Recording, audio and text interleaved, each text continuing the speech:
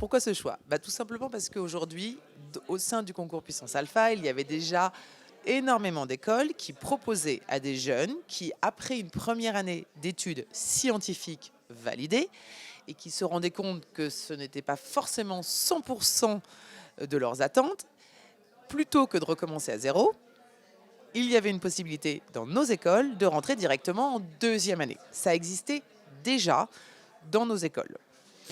Aujourd'hui, elles ont décidé de simplifier la vie de l'étudiant, simplifier les démarches, et elles se sont unies au sein d'un concours sous la marque Puissance Alpha, Bac+1. C'est-à-dire que je fais ma première année d'études, je me rends compte que je n'ai pas forcément envie de continuer dans cette voie, mais je veux quand même aller jusqu'au bout de ma première année et valider ma première année d'études. Je passe un concours pendant ma première année d'études, et à ce moment-là, je rentrerai directement en deuxième année dans l'école d'ingénieur que j'aurais choisie au sein du concours Puissance Alpha. Deux conditions. Déjà, je fais des études scientifiques. On est bien d'accord qu'en sortant d'une étude littéraire, je ne risque pas d'intégrer une admission parallèle en sciences. On est d'accord, il y a une logique. Si je dois rentrer en cours de cursus, c'est-à-dire si je dois rentrer en deuxième année d'une école d'ingénieur, il faut bien que ma première année soit des études scientifiques. On n'est pas arrêté, il peut y avoir des PACES, il peut y avoir des licences, il peut y avoir des DUT, il peut y avoir des prépas. Voilà, c'est varié et ça dépend de chaque école. En tout cas, tout est ouvert en termes d'études scientifiques. Il est préférable, mais ce n'est pas rédhibitoire, ça va dépendre de chaque école, d'avoir également fait un bac scientifique. À partir de ce moment-là, je m'inscris dès janvier sur le site de Puissance Alpha pour déposer mon dossier.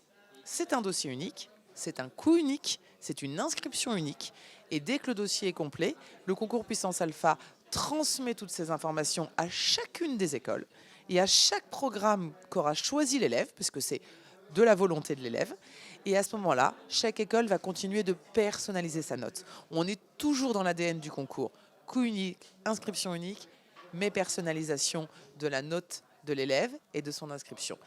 Et ensuite, il aura ses résultats sur le site également du concours Puissance Alpha. On lui dira s'il est admis à 1, 2, 3, 10, 20 programmes. Il choisira en conséquence là où il veut aller. Et il peut s'inscrire entre janvier jusqu'à fin juin, début juillet, selon les écoles, pour une rentrée dès septembre l'année d'après, directement en deuxième année. Alors évidemment, on est sur des gens qui sont dans des orientations scientifiques, hein, des gens qui font des maths, de la physique, de la chimie, de la biologie, du numérique, de l'informatique, on est bien d'accord. Et ça va dépendre de chaque école et de chaque programme. Nous, au niveau du concours, on l'ouvre. Et selon les études qu'ils sont en train de faire, puisque c'est une des premières demandes qui est faite au niveau du dossier d'inscription, on lui proposera les programmes adaptés, parce que les écoles nous ont tout indiqué, qui elles acceptaient et qui elles n'acceptent pas. Donc de toute façon, ça n'arriverait jamais qu'il fasse un dossier d'inscription pour qu'on lui dise à la fin que c'est pas possible, hein. Ça n'arrivera pas, bien évidemment. On a déjà délimité l'ensemble de la liste qui sont ouverts à travers le concours Puissance Alpha. Première année, je peux avoir décidé de commencer en CPGE, me rendre compte que vraiment, c'est pas forcément quelque chose qui dans le rythme ou dans le suivi ou qui me convient. Mais les écoles d'ingénieurs, ça reste vraiment ce que je voulais faire. Et ben, je rentre directement en deuxième année d'une école d'ingénieurs. Pour l'instant, on n'a pas d'interdit à ce niveau-là. Les bachelors scientifiques, le problème, ça va dépendre en fait du niveau de l'élève. Très honnêtement, on va regarder ce qu'il a étudié, on va regarder le niveau, parce qu'on n'a pas de référence, je dirais, de label de l'État pour des bachelors.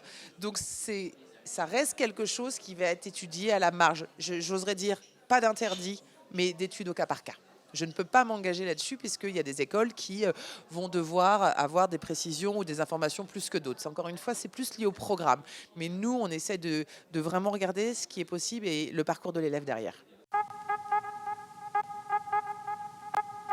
Il rentre en deuxième année, exactement, directement. Donc selon les écoles, c'est soit la deuxième année de prépa, soit c'est déjà un cycle ingénieur, soit c'est déjà... En tout cas, c'est la deuxième année d'études. Et il leur en restera 4, puisqu'ils en ont fait qu'une. Et que de toute façon, une école d'ingénieur, quelle que soit la façon dont on le fait, pour obtenir un diplôme d'ingénieur, il nous faut 5 ans d'études.